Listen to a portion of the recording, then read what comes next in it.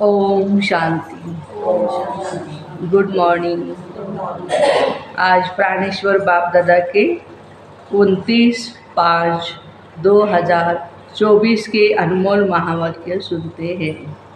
मीठे बच्चे, याद से याद मिलती है। जो बच्चे प्यार से बाप को याद करते हैं उनकी कशिश बाप को भी होती है। प्रश्न है, तुम्हारे परिपक्व अवस्था की निशानी क्या है? उस अवस्था को पाने का पुरुषार्थ क्या है? परिपक्व हमारी कैसी अवस्था हो और हमारी अवस्था परिपक्व हो गई है, उसकी भी निशानी बाबा ने आज सुनाई है।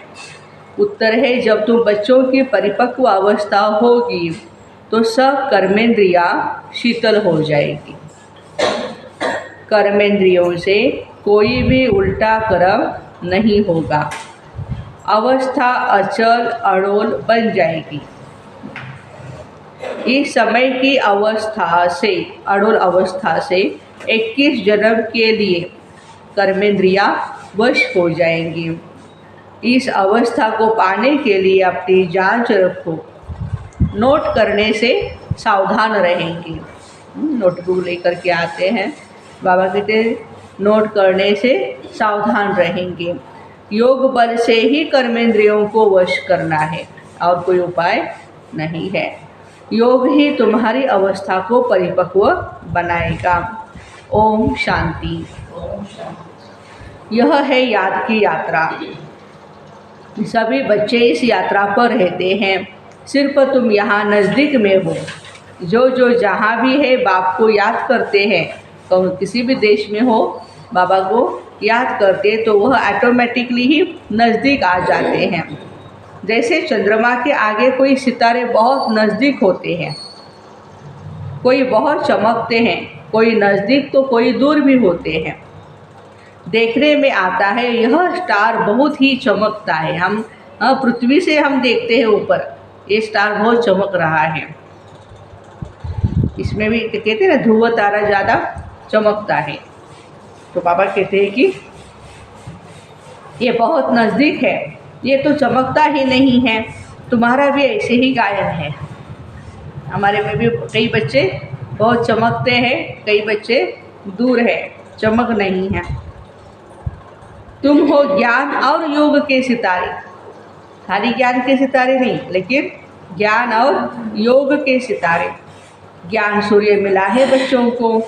बाप बच्चों को ही याद करते हैं। जो सर्विसेबल बच्चे हैं, बाप है ही सर्वशक्तिवान। उस बाप को ही याद करते हैं तो याद से याद मिलती है। बाबा कहते हैं जहाँ जहाँ ऐसे सर्विसेबल बच्चे हैं तो ज्ञान सूर्य बाप भी उन्हें याद करते हैं, बच्चे भी याद करते। जो बच्चे याद नहीं करते उनको बाबा भी याद नहीं करते। देखो आज बाबा सीधा बोल रहे हैं, जो मुझे याद नहीं करते मैं भी उनको याद नहीं करता हूँ। उनको बाप की याद भी नहीं पहुँचती है। याद से याद जरूर मिलती है। बच्चों को भी याद करना है। बच्चे पूछते हैं, बाबा आप हमको याद करते हैं? बाबा कहते क्यों नहीं, आप मुझे याद करती हो तो मैं भी आपको याद करता हूँ। आप नहीं करती तो मैं भी नहीं। Tit for tat. हाँ, मैं भी याद नहीं करता हूँ। तो बाबा कहते हैं कि इस रीति बाप को क्यों नहीं याद करते हो? जो जास्ती पवित्र रहते हैं, बाप से बहुत प्यार करते हैं, वो बाबा को कशिश भी करते हैं, बना आकर्षित करते हैं। तो बाबा कहते हैं कि हर एक अपने से पूछो हम कहाँ तक बाप को याद करते हैं। एक की याद में रहने से फिर ये पुरानी दुनिया भूल जाती है। एक तो पुरानी दुनिया भूल जाती है। बाप को याद करते करते जाकर मिलते हैं। अब मिलने का समय आया है। ड्रामा का राज भी बाबा ने ही समझाया है। बाबा आते हैं, आकर बच्चों को अपना रूहानी बच्चा बनाते हैं। पतित से पावन कैसे बनो ये सिखाते हैं। बाप तो एक ही है, उनको ही सब याद करते, परंतु याद सबको नंबरवार अपने अपने पुरुषार्थ अनुसार ही मिलती है। जितना बहुत याद करेंगे वह जैसे कि सामने खड़े हैं। कर्मातीत अवस्था भी ऐसी ही होनी है। जितना याद करेंगे कर्मेंद्रियाँ चंचल नहीं होंगी। कर्मेंद्रियाँ चंचल बहुत होती है ना, इसको ही माया कहा जाता है। कर्मेंद्रियों से कुछ भी खराब कर्म न हो। यहाँ योग बल से कर्मेंद्रियों को वश करना है। वो लोग तो दवाइयों से वश करते, जो साधु महाराज जो सन्यासी होते हैं, बाबा कहते हैं कि दवाइयों से वश करते हैं। बच्चे कहते बाबा यह क्यों नहीं वश होती है कर्मेंद्रियाँ? बाबा कहते बच्चे तुम जितना याद करेंगे उतना कर्मेंद्रियाँ वश हो जाएगी, क्योंकि परमात्मा तो ज्योति स्वरूप है, निराकार है, अशरीरी है। उनको याद करते करते हम भी अशरीरी बनते जाएंगे। इसको कहा जाता कर्मातीत अवस्था। वह सिर्फ याद की यात्रा से ही होता है। इसलिए भारत का प्राचीन राजयोग गाया हुआ है। सो तो भगवान ही सिखलाएंगे। भगवान सिखलाते अपने बच्चों को। किसको सिखलाते हैं? अपने बच्चों को। तुम्हें इन विकारी कर्मेंद्रियों पर योग बल से जीत पानी है। इसका पुरुषार्थ करना है। संपूर्ण पिछाड़े में होंगे ही। जब परिपक्व अवस्था होगी फिर कोई भी कर्मेंद्रिया चंचलता नहीं करेगी। अभी चंचलता बंद होने से फिर 21 जन्म के लिए कोई भी कर्मेंद्रिया धोखा नहीं देगी। 21 जन्म के लिए कर्मेंद्रिया वश हो जाती है। देखो हमारे योग का फायदे कितने हैं। जितना हम बाबा को याद करेंगे उतनी कर्मेंद्रिया 21 जन्मों के लिए वश हो जाएगी। सबसे मुख्य है काम। याद करते करते कर्मेंद्रिया वश होती जाएगी। अभी कर्मेंद्रियों को वश करने से आधा कल्प के लिए इनाम मिलता है। वश नहीं करते तो फिर पाप रह जाते हैं। तुम्हारे पाप योग बल से ही कटते जाएंगे। तुम पवित्र होते जाते हो। यह है नंबर 1 सब्जेक्ट। बुलाते भी है पतित से पावन होने के लिए, तो बाबा ही आकर पावन बनाते। बाप ही नॉलेजफुल है। बाबा कहते अपने को आत्मा समझो, बाप को याद करो। यह भी नॉलेज है। एक है योग की नॉलेज और दूसरा है 84 जन्मों के चक्र की नॉलेज। 2 नॉलेज है। फिर उसमें दैवी गुण ऑटोमेटिकली मर्ज है। बच्चे जानते हैं हम मनुष्य से देवता बनते हैं, तो दैवी गुण भी जरूर धारण करने हैं। अपनी जांच करनी है। नोट करने से अपने ऊपर सावधान रहेंगे। पॉइंट नोट्स करने से क्या होगा? अपने ऊपर सावधानी रहेगी और अपनी जांच रखेंगे कि मेरे से कोई भूल तो नहीं हुई। बाबा खुद कहते हैं बच्चे मामेकम याद करो। तुमने ही मुझे बुलाया क्योंकि तुम जानते हो बाबा पतित पावन है। वह तब आते हैं, जब आते हैं तभी यह डायरेक्शन भी देते हैं। अब इस डायरेक्शन पर अमल करना है आत्माओं को। तुम पार्ट बजाते हो इस शरीर द्वारा, तो बाप को भी जरूर इस शरीर में ही आना पड़ता है। ब्रह्मा बाबा के तन में आना पड़ता है। ये वंडरफुल बातें हैं। त्रिमूर्ति का चित्र कितना क्लियर है। ब्रह्मा तपस्या कर रहे हैं, फिर 84 जन्मों के बाद यह बनते। यह भी बुद्धि में याद रहे। हम ब्राह्मण सो देवता बनते हैं, फिर 84 का चक्र लगाते हैं। अब फिर देवता बनने के लिए हम यहाँ आए हुए हैं। जब देवताओं की डिनाइस्टी पूरी हो जाती है तो भक्ति मार्ग में भी बहुत प्रेम से उनको याद करते हैं। अब वह बाप तुमको यह पद पाने के लिए युक्ति बताते। याद भी बहुत सहज है। सिर्फ सोने का बर्तन चाहिए। बुद्धि क्या चाहिए? सोने का बर्तन चाहिए। जितना पुरुषार्थ करेंगे उतनी पॉइंट्स इमर्ज होती जाएंगे। ज्ञान भी अच्छा सुनाते रहेंगे।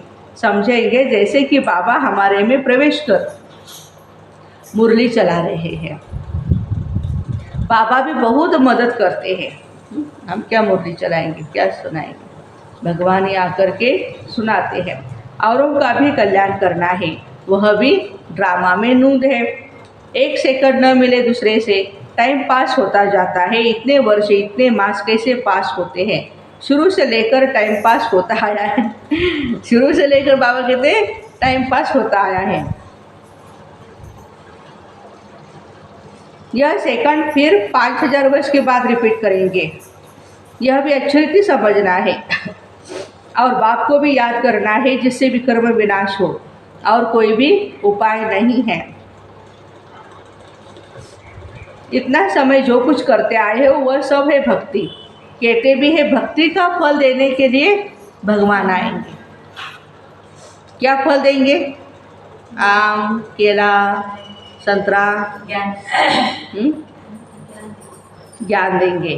कब और कैसे देते हैं ये भी कुछ भी पता नहीं। बाप जब फल देने के लिए आवे तब लेने वाले और देने वाले इकट्ठे हो। ड्रामा का पार्ट आगे चलता जाता। सारे ड्रामा में अभी तक यह अंतिम लाइफ है।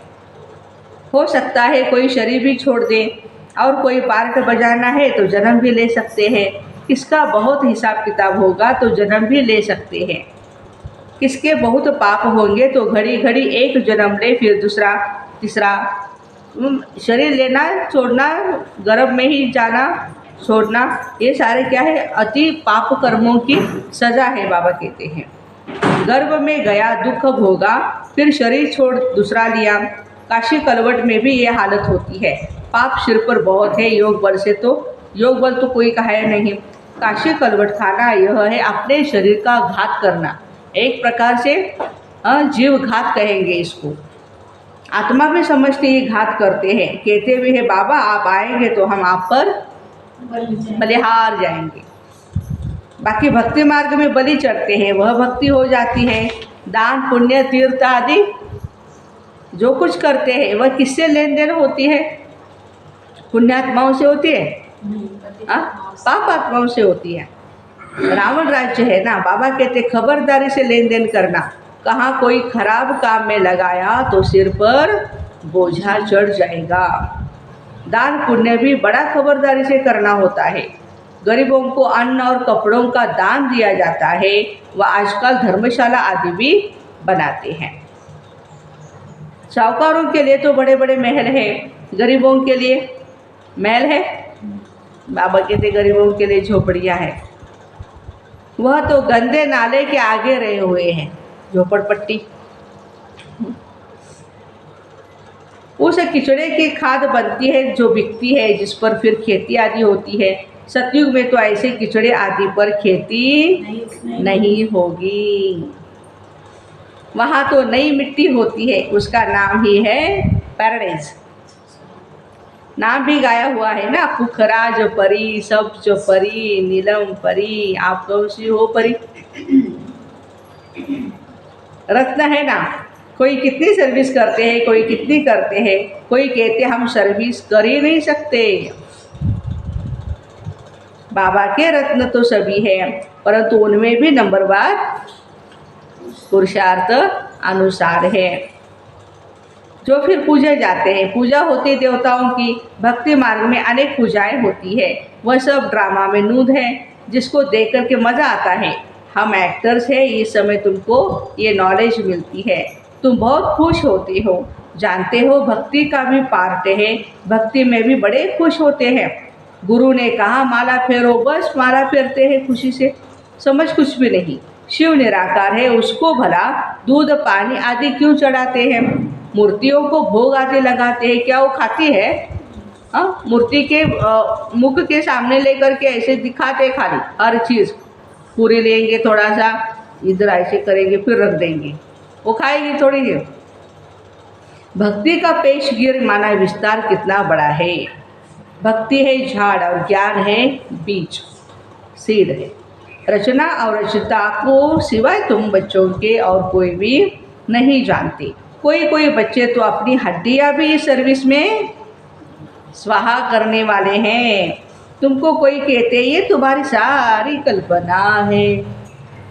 अरे ये तो वर्ड की हिस्ट्री ज्योग्राफी रिपीट हो रही है। कल्पना कभी रिपीट होती है क्या? हाँ, ये तो नॉलेज है ना। यह है ही नई बातें नई दुनिया के लिए। भगवान वाच, भगवान भी नया, उनके महावाक्य भी सारे नए हैं। वह कहते हैं श्री कृष्ण भगवान वाच, तुम कहते हो शिव भगवान वाच। भगवान एक ही है, हर एक की अपनी अपनी बातें हैं, एक न मिले दूसरे से। यह है पढ़ाई। स्कूल में पढ़ते हो, कल्पना की कोई बात नहीं। बाप है ज्ञान का सागर, नॉलेज फुल। जबकि ऋषि मुनि भी कहते हैं हम रचना को नहीं जानते।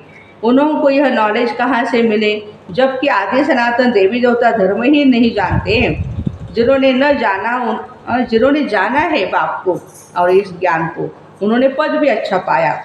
फिर जब संगम युग आए तब बाबा आकर के समझाए। नए इन बातों में मूझते हैं, कहते हैं बस तुम इतने थोड़े ही राइट हो, बाकी सब झूठे हैं क्या?